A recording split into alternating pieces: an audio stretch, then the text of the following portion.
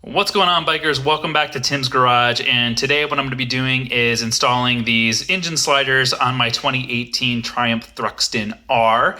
Now, I actually picked these engine sliders up from Amazon. They were roughly around 60 bucks for the pair. Now, I did quite a bit of shopping around, was looking at sliders, and there's some pairs that you can pick up or some sets that you can pick up that are almost double that cost, including on British Customs. Like one side alone was like $65, $70 shipped. So I figured, what the heck, why not get these bargain ones for something that's just going to get busted up anyway if the bike tips over. It's an easier replacement.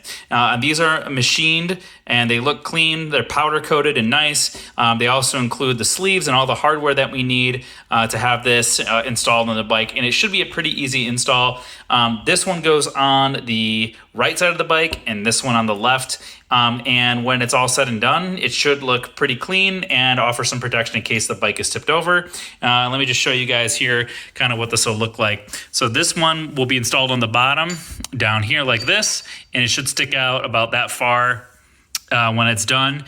Same thing with the other side. It's just obvious it's a much smaller piece on the other side, but clearly this is the side though that's more likely to be the culprit of tip overs, since there's no kickstand on this side. So I'm going to go ahead and get the project underway. And the first step is to remove the 3 bolts here on this side, 2 on the other, and then get it all slapped back together. So I'm going to go ahead and get started. All right, super easy here. You just need your 8mm socket and go ahead and get that on these bolts, which, wow, are actually surprisingly easy to turn out. Let me just get this first one out. There you go. So that's the stock one, and that's the new length. Quite a bit longer to accommodate the new engine slider. So I'm gonna go ahead and get the rest of those taken out. All right, next step is to install the slider itself, and it's pretty easy. As you can see, the slider has a seated hole here for the head of the bolt, and then it's flat on this side. So you're gonna drop the bolt in like so. And then there is the sleeve that will go on the back that helps it protrude from the motor. And then you're going to install this right in here. So I'm going to go ahead and get this tightened in place with this first bolt.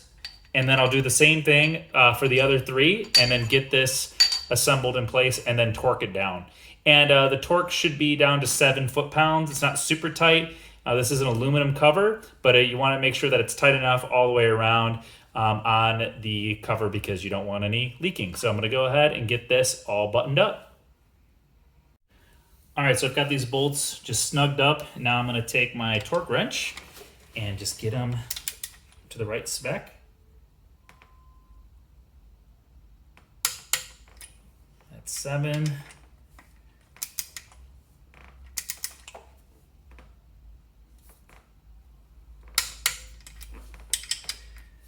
If you guys have never used a torque wrench, it's pretty easy. You just give it pressure until it clicks, like that. Boom. Right side's done. Now we'll move on to the left side. Now, I wouldn't call the left side or this side trickier, but on this side you do have one of the cables here. This is the clutch cable that comes down, and it's got a little, I guess, a little hook right here that's mounted on. And then you also need to take out this bolt here, which has another hook that holds the cable in place. You can see that right there. So it's gonna be these 2 guys.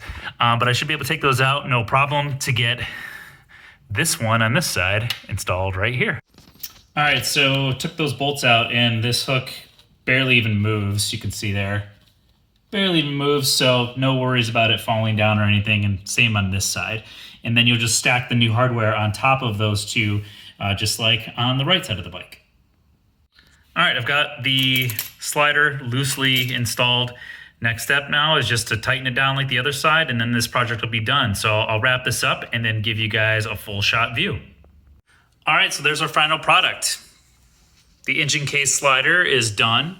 You can see it does stick out about the thickness of the slider off the side of the case. So if you're not a fan of that look, you know, I get it, I understand. There's other options you can do. There's an actual crash bar you can put around here. There's different sliders you can get that attached there. I kind of like these because I feel like they're actually pretty subtle. They're minimalist and they're going to protect the expensive case that's on here. I mean, these things are like $200 plus to replace if the bike gets dropped. But I think that looks pretty clean. I went with the black. They also made a silver version, but I like the black with the black accents of the bike. I think that looks nice. This is what it looks like from this side. Let's move on to the other side. This one's even littler. You can see the depth that it sticks out just far enough to take the beating if the bike tips over on the side and save the pretty case of this Thruxton R. So we'll call the engine slider project done.